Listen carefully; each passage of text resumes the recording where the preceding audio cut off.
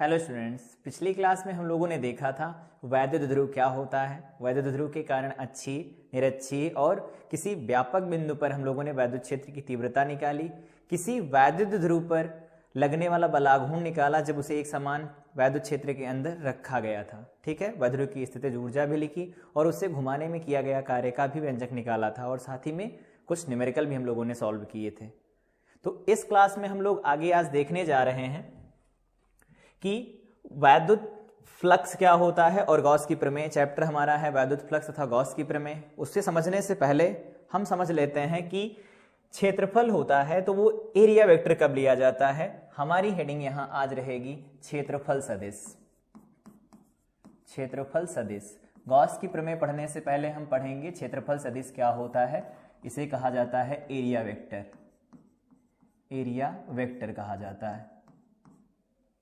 अब इसे हम सदिश क्यों लेते हैं? एरिया तो क्या होता है, स्केलर क्वांटिटी होती, फिर इसे सदिश कैसे लिया जाता है? तो अगर हम बात करते हैं कि कोई रिवर फ्लो है या कोई स्ट्रीम फ्लो हो रही है और उसमें एक रिंग कंसीडर की जाए, एक ऐसी रिंग कंसीडर की जाए और उसमें यह देखा जाए कि इसका ओरिएंटेशन कैसा है, तो इससे पास होने वाला जो लिक्विड होगा या कह सकते हैं जो वाटर फ्लो हो रहा होगा, वाटर की क्वांटिटी होगी वो अलग अलग होगी।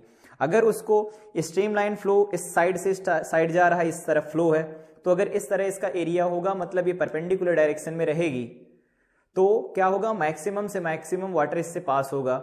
लेकिन जैसे जैसे ये कुछ टिल्ट होती जाएगी, धीरे धीरे तिरछी होती जाएगी, इससे लिंक होने वाला या कह सकते हैं इससे पास होने वाला जो वाटर होगा उसकी क्वांटिटी कम होती जाती है। तो इसका एरिया तो है, लेकिन अगर इसके एरिया से रिलेटेड बात की जाए कि इसकी डायरेक्शन या इसका ओरिएंटेशन भी मैटर करता है, उसका अभिविन्यास भी मायने रखता है कि हाँ इसका अभिविन्यास है कैसा, तो इससे कितना ज़्यादा वाटर फ्लो करेगा या फिर जल इससे कितना पास होगा।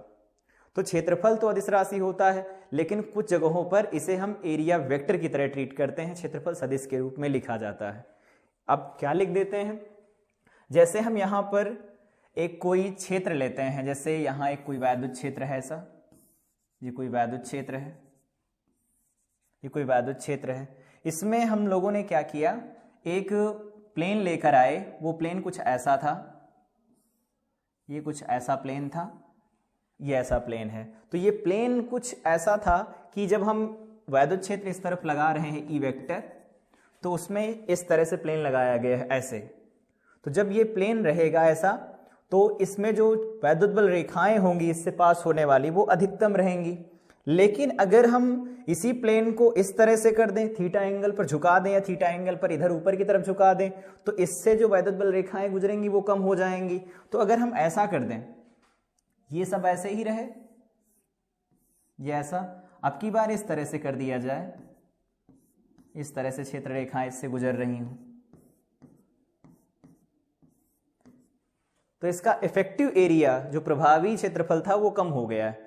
जितनी वैद्युत बल रेखाएं यहां पास कर रही थी इससे होकर, जब ये इस तरह से था, तब ऐसा मैक्सिमम यहां से नंबर ऑफ लाइंस जो जा रही थी, इससे number of electric field lines जा रही थी वो ज्यादा थी। लेकिन इस केस में क्या हुआ, इसका इफेक्टिव एरिया कम हो गया। और इफेक्टिव एरिया कम हुआ इसकी वजह से क्या है, इससे जो पास होने वाली वैद्युत बल रेखाएं हैं, इससे गुजरने वाली जो वैद्युत बल रेखाएं हैं वो कम हो जाती हैं। तो यहाँ पर क्षेत्रफल तो मायने रखता है, उसका परिमाण हम लिखते हैं, लेकिन क्षेत्रफल सदिश रूप में लिखने से उसका विन्यास भी पता चलता है कि उसका विन्यास है कैसा। तो गॉस की प्रमेय पढ़ने से पहले हमें वैद्युत फ्लक्स पढ़ना पड़ता है, जिसमें पढ़ना रहता है क्षेत्रफल सदिश। तो हम इसे ऐसे लिखते हैं, जैसे कि कोई यहाँ पर एक पिंड माना गया है, ऐसा कोई ये पिंड है, बॉडी कंसीडर की गई। यहाँ पर हम लोगों ने एक छोटा सा सरफेस लिया, ऐसा छोटा सा सरफेस है, कहा जाता है इसका एरिया वेक्टर इस तरफ है, जिसे हमने कहा ds से नाम दे दिया, इसका जो परिमाण है ds है, या वेक्टर लगा के लिख लें, ds वेक्टर करके लिख सकते हैं। वैद्युत क्षेत्र इस दिशा में है, थीटा कोण पर, वैद्युत क्षेत्र इस दिशा में थीटा कोण पर रखा गया है। तो अब क्या लिखा जाता है कि ये जो ds लिखा जाता है, अगर ये e वेक्टर इधर है, ये थीटा है, तो जो e का ये कंपोनेंट इधर इसके अलोंग जाएगा, या कह सकते हैं इसकी दिशा में जो इसका घटक जाएगा, उसे हम लिखते हैं क्षेत्रफल सदिश का जो नॉर्मल वेक्टर होता है en से लिखा जाता है। जो ये लिखा गया वैद्युत क्षेत्र का यहाँ पर लंबवत घटक लिखा जाएगा, जिसे हम en से प्रदर्शित किया करेंगे। तो जैसे जैसे ओरिएंटेशन बदलता है, विन्यास बदलता है किसी भी क्षेत्रफल का, उससे गुजरने वाले जो वैद्युत बल रेखाएं होती हैं वो भी कम ज़्यादा होती हैं। तो हम आगे पढ़ते हैं कि जो क्षेत्रफल सदिश होता है इसके साथ रिलेट करने वाला जो वैद्युत फ्लक्स होता है उसे कैसे परिभाषित किया जाता है। तो इसकी डेफिनेशन क्या है? किसी बंद पृष्ठ से होकर गुजरने वाली वैद्युत बल रेखाओं की जो संख्या होती है, जैसे अभी हम लोगों ने देखा कि अगर कोई रिंग ले लिया जाए या कोई क्लोज सरफेस, कैसी भी क्लोज सरफेस है, उससे कितनी मैग्नेटिक फील्ड लाइंस पास हो रही हैं, उनकी मैग्नेटिक फील्ड लाइंस के जो नंबर होते हैं, इलेक्ट्रिक फील्ड लाइंस के जो नंबर होते हैं, वैद्युत बल रेखाओं की संख्या जो होती है उसी को कहा जाता है वैद्युत फ्लक्स। जैसे यहां पर एक सरफेस हम लोग चूज करते हैं, देखो यहां पर लिखा गया है ये कोई सतह है, इस सतह को इस तरह से रखा गया है कि इसका जो क्षेत्रफल सदिश, अभी हम लोगों ने देखा क्षेत्रफल क्या होता है, एक सदिश लिया जाता है, और क्षेत्रफल को सदिश लेने से ये फायदा रहता है कि इसका जो एरिया वेक्टर होगा इसके सतह से परपेंडिकुलर डायरेक्शन में आएगा। तो अगर हम इस ई का इसके अनुदिश घटक लिखें तो क्या होगा, अगर ये ई है तो इसके अनुदिश जो घटक निकल के आएगा वो क्या बनेगा, ई एन वेक्टर बनेगा। और इसको अगर हम मैग्नीट्यूड वाइज लिखें तो क्या लिख सकते हैं, ई कॉस थीटा, और अगर इस डायरेक्शन में एन कैप है, इसकी डायरेक्शन में क्या है, एन कैप है, तो इससे हम एन कैप भी लिख सकते हैं, ऐसा निकल के आएगा। तो ये कहते हैं कि जो वैद्युत फ्लक्स होता है जिसको हम फाई ई से डिनोट करते हैं, ये वैद्युत फ्लक्स का नोटेशन होता है, फाई ई से प्रदर्शित किया जाता है, ये बराबर होता है E vector dot D S vector से डिनोट किया जाता है। ये नोटेशन होता है इस वैद्युत फ्लक्स का। तो इस तरह से अगर हम प्रदर्शित करते हैं, यहाँ पर फाई लिखा, यहाँ पर ds है, तो यहाँ पर इसका सरफेस इंटीग्रल लिया जाता है। ये क्या है, सरफेस इंटीग्रल होता है, या कह सकते हैं पृष्ठ के अनुदिश समाकलन किया जाता है। अब E डॉट ds को अगर हम सही से लिखें तो क्या लिख सकते हैं, ये है सरफेस इंटीग्रल पृष्ठ के अनुदिश समाकलन। तो E को क्या लिखा जा सकता है, यहाँ लिखेंगे हम E ds, यहाँ पर आ जाएगा cos थीटा, ऐसा लिखा जाएगा। तो अब अगर देखें इसके अनुदिश, यहाँ पर ds की वैल्यू किसके बराबर है, वेक्टर में लिखें तो ds की वैल्यू हो जाएगी ds वेक्टर का मॉड इनटू यहाँ पर क्या आएगा, एन कैप, उस दिशा में ds होगा। तो छोटा सा अगर एरिया लिया जाए इस दिशा में तो वो ds लिया जाएगा, इसका टोटल एरिया क्या है, वो a है। यहां से जो फाई ई बन के आएगा वो कितना निकल के आएगा, तो फाई ई की वैल्यू लिखेंगे तो ये है सरफेस इंटीग्रल किसका, तो यहां पर हम ds लिख सकते हैं, और इसे लिखें तो क्या लिखा जा सकता है, इसे लिख सकते हैं e, जो e होगा और ये cos थीटा के साथ रिलेट करेंगे तो ये किसके बराबर हो जाएगा, तो वो en के बराबर हो जाएगा, जो उस क्षेत्रफल के अनुदिश घटक आएगा वैद्युत क्षेत्र का। तो फाई ई की जो वैल्यू यहां से मिलेगी वो किसके बराबर मिल जाएगी हमें, तो इसे लिखा जाएगा surface integral of E n into d s. ये होता है वैद्युत फ्लक्स का सूत्र। इस तरह से हम वैद्युत फ्लक्स का सूत्र लिखते हैं। मात्रक की अगर हम बात करें, मात्रक की अगर हम बात करें तो मात्रक क्या निकल के आएगा, तो हम जानते हैं यहाँ पर है E इंटू डी एस। तो E का होता है न्यूटन प्रति कूलम, पिछली क्लासों में हम लोगों ने देखा है। ds का एरिया, एरिया का क्या लिखा जाएगा, मीटर स्क्वायर।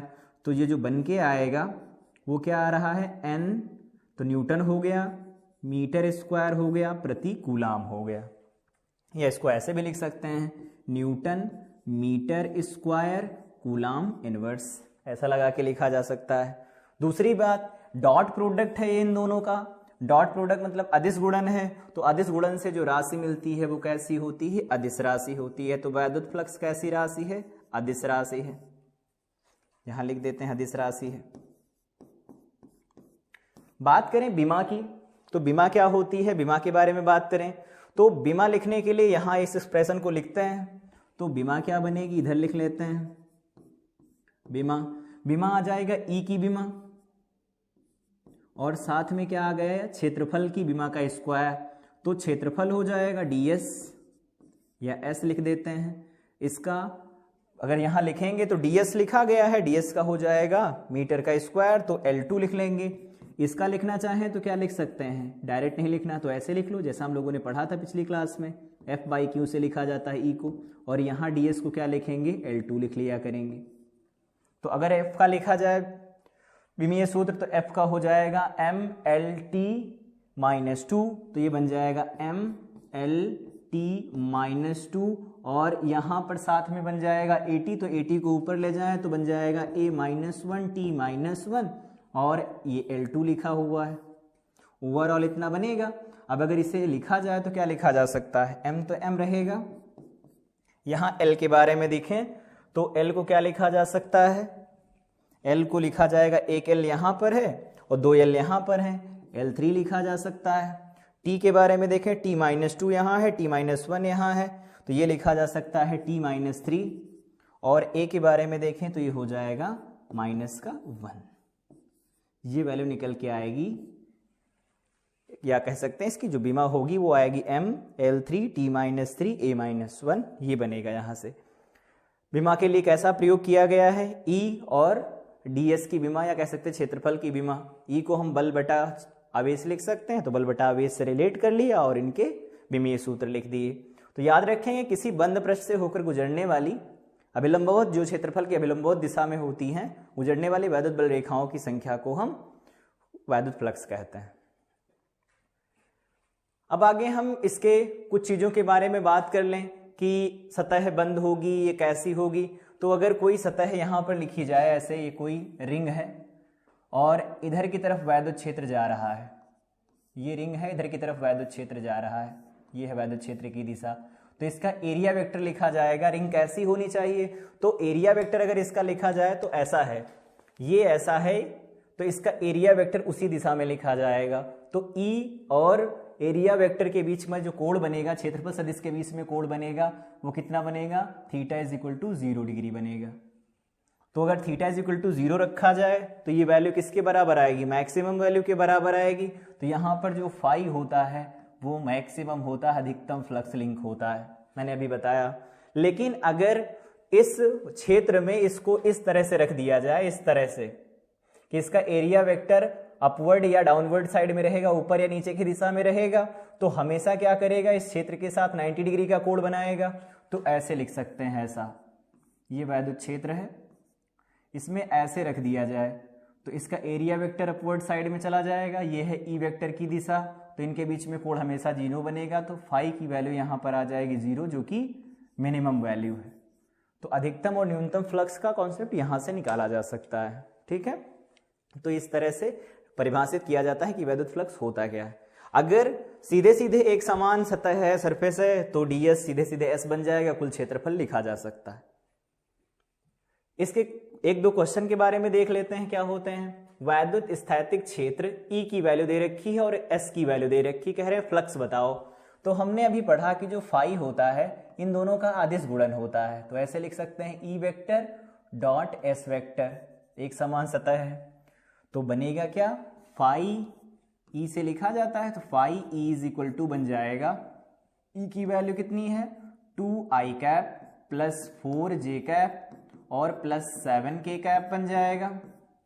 और अदिश गुणन होता है तो डॉट प्रोडक्ट लगा देंगे हम, फिर S लिखेंगे तो क्या है 10j कैप लिखा हुआ है। अब अगर इसका डॉट करवाना चाहते हैं तो हम पढ़ते हैं फर्स्ट ईयर में क्या होता है, जैसे कि यहाँ कुछ लिखा है x1 i cap plus y1 j cap plus z1 k cap, ऐसा लिखा गया है। इसका डॉट करवाया जाए किसी दूसरे के साथ, जैसे x2 i कैप प्लस यहाँ पर y2 j कैप, ये बन गया y2 j कैप, ये j कैप है, प्लस z2 k कैप बन गया।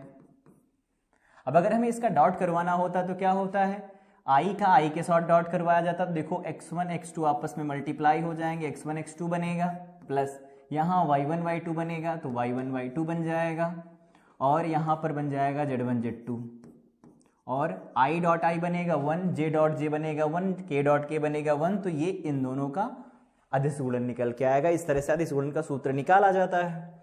तो अगर यहाँ से मल्टीप्लाई कराई जाए निकल के आएगा, अगर हम इस j का i के साथ मल्टीप्लाई कराएंगे तो 20 बन जाएगा, यहाँ बन जाएगा i डॉट j, यहाँ पर 4 बन जाएगा और 10 4 40 बन जाएगा, ये बन जाएगा i कैप j कैप और ये डॉट j कैप बनेगा, प्लस यहां बन जाएगा 70, यहां बन जाएगा k cap dot j cap, ऐसी वैल्यू आएगी। इसका मल्टीप्लाई इसके साथ, इसका इसके साथ, इसका इसके साथ डॉट प्रोडक्ट किया गया है, तो अगर डॉट प्रोडक्ट की वैल्यू लिखी जाए तो ये ऐसे निकल के आ रही होंगी। अब अगर हम जानते हैं, यहाँ पर हम लोग पढ़ते हैं कि i का अगर i के साथ डॉट किया जाए 1 होता है, j का j के साथ डॉट किया जाए तो 1 होता है, k का k के साथ डॉट किया जाए तो 1 होता है, बाकियों का अगर किसी के साथ डॉट किया जाता है तो वैल्यू कितनी आती है 0। मतलब खुद का खुद के साथ करेंगे तो 1 होगा, बाकी सब 0, तो देखो ये 0 बन जाएगा, तो ये वैल्यू आ गई 0 प्लस ये j डॉट j बनेगा 1, तो ये हो गया 40 सीधा सीधा, और यहाँ पर वैल्यू कितनी बन जाएगी, तो ये बन जाएगा 0। तो हमारे पास जो फ्लक्स बन के आ रहा है वो वैल्यू निकल के आ रही है 40, और इसकी यूनिट क्या होती है तो हमने अभी देखा न्यूटन मीटर स्क्वायर प्रति कूलाम। इतना फ्लक्स लिंक होगा इस सरफेस के साथ। तो इस तरह से क्वेश्चन को कर सकते हैं। डॉट प्रोडक्ट जब भी निकालना हो वैद्युत क्षेत्र को सदिश रूप में लिखेंगे, और फिर एरिया जो होगा, क्षेत्रफल होगा, उसे सदिश रूप में लिखेंगे, फिर दोनों का अदिश गुणन कराएंगे। अदिश गुणन इस तरह से करवाया जाता है, या डायरेक्ट करवाना चाहें तो ये चीजें ले सकते हैं। जब ये स्वयं स्वयं से गुणा होंगे, जैसे आई का आई के साथ, जे का जे के साथ, के का के के साथ गुणा होगा, तब 1 बनेगा, बाकी हर जगह पर 0 0 पुट कर देंगे। अगले क्वेश्चन की तरफ बढ़ते हैं। कह रहे हैं कि वैद्युत क्षेत्र के फ्लक्स को परिभाषित कीजिए। तो अभी हम लोगों ने कहा किसी बंद पृष्ठ से होकर गुजरने वाली वैद्युत बल रेखाओं की संख्या उस पृष्ठ से संबद्ध उसका वैद्युत फ्लक्स कहलाती है। तो ये तो परिभाषा हो गई वैद्युत फ्लक्स की। कह रहे हैं इसका मात्रक बताओ, तो हम लोगों ने मात्रक अभी लिखा, क्या होता है, न्यूटन मीटर स्क्वायर प्रति कूलाम। अब एक क्वेश्चन लगा के दिया है, कह रहे हैं इस क्वेश्चन को करो। क्वेश्चन में क्या क्या दे रखा है, ई वेक्टर दिया है, वो वैल्यू है 2i cap plus 3j cap और माइनस का 4k कैप। दूसरी, यहां पर हमें दे रखा है एरिया वेक्टर। एरिया वेक्टर क्षेत्रफल सदिश दिया है माइनस का 4k कैप मीटर स्क्वायर। ये क्या है, तो ये वैल्यू वोल्ट पर मीटर में दे रखी है, वोल्ट पर मीटर या न्यूटन प्रति कूलाम। कहा है वैद्युत फ्लक्स बताओ, तो हमने अभी पढ़ा कि फाई ई जो बनेगा वो इन दोनों का अदिश गुणन होगा एरिया वेक्टर के साथ। इसे क्या लिखा जा सकता है, तो ई की वैल्यू के बारे में बात करें तो 2i cap plus 3j cap और माइनस 4k कैप, सीधे सीधे लिख दिया गया। डॉट एरिया वेक्टर लिखेंगे तो 4k कैप लिख दिया, ये वैल्यू बनेगी। अब ये दोनों सदिश बन गए, जैसे ए वेक्टर और बी वेक्टर का डॉट करवाना है तो इनके आई का गुणा, जे का गुणा और के का गुणा करवा लेते हैं, बाकियों को छोड़ देते हैं क्योंकि वो 0 बन जाएंगे। तो अब अगर ये वैल्यू लिखी जाए तो यहां से मल्टीप्लाई कराओगे, 2 4 8 आई डॉट के बन जाएगा, यहां बन जाएगा 3 चौक 12 और यहां बन जाएगा जे डॉट के, यहां पर बन जाएगा माइनस 4 चौक 16 और ये बनेगा के डॉट के। ये वैल्यू बन जाएंगी। अब अगर हम जानते हैं, अभी देखे हैं कि दूसरे के साथ अगर कोई गुणा होता है तो ये 0 वैल्यू देता है, तो ये वैल्यू 0 बन जाएगी, ये भी 0 बन जाएगा, ये बन जाएगा माइनस का 16, ये वैल्यू है। और एरिया वेक्टर भी माइनस का लिखा गया था, तो एरिया वेक्टर माइनस का होगा तो ये वैल्यू प्लस की आने वाली है। बाकियों की जगह पर क्या होगा, माइनस माइनस निकल के आएगा, माइनस निकलेगा भी तो कोई मतलब नहीं, 0 हो ही जाएगा, ये माइनस की वैल्यू बनेगी। तो ये बन गया प्लस का। तो हमारे पास फ्लक्स जो निकल के आएगा वो 16 न्यूटन मीटर स्क्वायर प्रति कूलाम आएगा।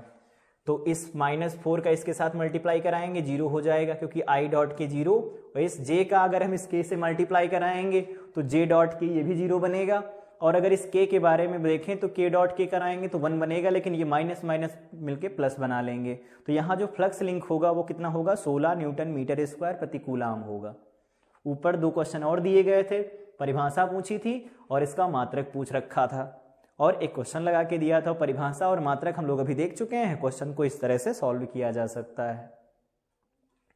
अगले क्वेश्चन की तरफ अगर हम बढ़ें तो क्या कह रहे हैं कि एक समरूप वैद्युत क्षेत्र ई दिया गया है, इसमें 10 सेंटीमीटर भुजा वाला एक वर्गाकार समतल पृष्ठ YZ तल के समांतर स्थित है, पृष्ठ से कितना वैद्युत फ्लक्स संबद्ध होगा ये बताओ। यदि पृष्ठ का तल एक्स अक्ष की दिशा से 30 डिग्री का कोण बनाता है तो कह रहे हैं कि कितना वैद्युत फ्लक्स बनेगा। तो सबसे पहले जो कहते हैं वो देख लेते हैं क्या क्या है। इन्होंने ई दे रखा है, तो ई वेक्टर की वैल्यू अपने पास कितनी है 5 × 10⁻³ आई कैप, यहाँ न्यूटन प्रति कूलाम है। इस वर्ग की भुजा दे रखी है, तो एरिया वेक्टर जो बनेगा उसका मैग्नीट्यूड हम लिखते हैं अभी, देखेंगे कि इसकी दिशा भी किधर की तरफ है। कह रहे हैं कि वाई जेड तल में रखा गया है, तो अगर वाई जेड तल की बारे में बात करें तो वाई क्या है, वाई ये अक्ष हो गया, जेड आमने सामने की तरफ हो गया, तो इस अक्ष और ये जो आमने सामने की तरफ अक्ष आती है इसके अनुदिश रखोगे तो कुछ ऐसा आएगा, ये इस तरह से वर्गाकार फ्रेम होगा, ऐसे वर्गाकार फ्रेम। और उन्होंने कह दिया है कि जो वैद्युत क्षेत्र है इसी दिशा में है, तो अगर वर्गाकार फ्रेम इसी दिशा में रखा जाए और एरिया वो क्षेत्र वो जो वैद्युत क्षेत्र है वो भी इसी दिशा में रहे, तो दोनों के क्षेत्रफल सदिश और ई वेक्टर के बीच का कोण कितना होगा 0 डिग्री का बनेगा। तो हम यहाँ पर एरिया को हम वेक्टर फॉर्म में ही लिखना चाहें तो लिख सकते हैं, क्या बनेगा, ये है 10 सेंटीमीटर भुजा, तो 10 सेंटीमीटर का मतलब 10 × 10⁻², इसका कर लेंगे हम, ये मीटर में मीटर स्क्वायर में बदल जाएगा, और अगर 10⁻² है तो 10⁻², तो मीटर इंटू मीटर बन जाएगा, मीटर स्क्वायर।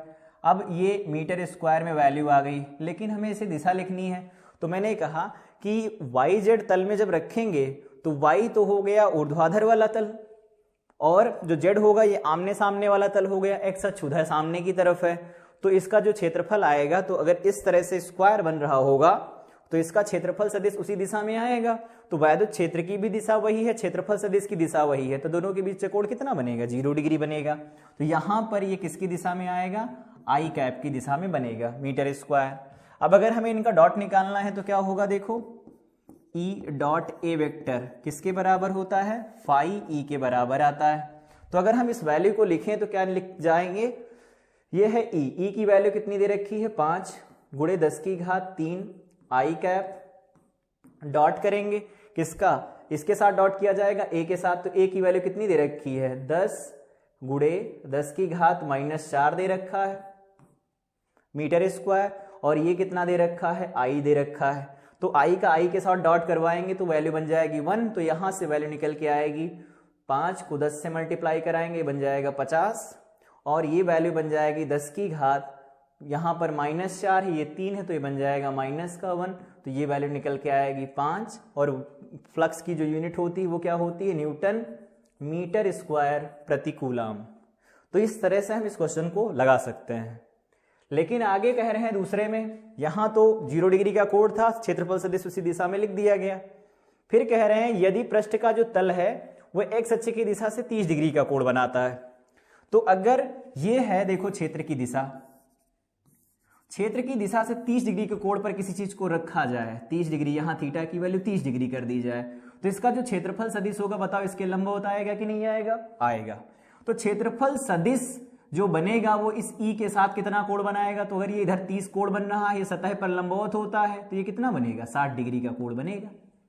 तो जब भी कभी तल का कोण दिया गया हो वैद्युत क्षेत्र के साथ, लेकिन हमें तल का कोण नहीं लेना होता, हमें क्षेत्रफल सदिश का कोण लेना होता है, तो अगर इस तरह से रखा जाएगा उस वर्ग को, तो वर्ग का क्षेत्रफल सदिश इस दिशा में आएगा, कुल मिला के ऐसे बनने वाला है, ये है तल उसका, और इस तरह से इसका क्षेत्रफल सदिश बनेगा। तो इसका क्षेत्रफल सदिश इस ई के साथ कितना कोण बनाएगा, ऊपर का अगर कोण 30 डिग्री का, तो इधर का कोण कितना होगा 60 डिग्री का कोण बनेगा, क्योंकि क्षेत्रफल जो होता है सतह पर लंब होता है, इसीलिए हम क्षेत्रफल सदिश लिखते हैं। ठीक, तो दूसरी बात हम यहां पर अब करने वाले हैं, ये तो पार्ट ए हम लोगों ने कंप्लीट कर लिया। पार्ट बी के बारे में बात करते हैं, पार्ट बी।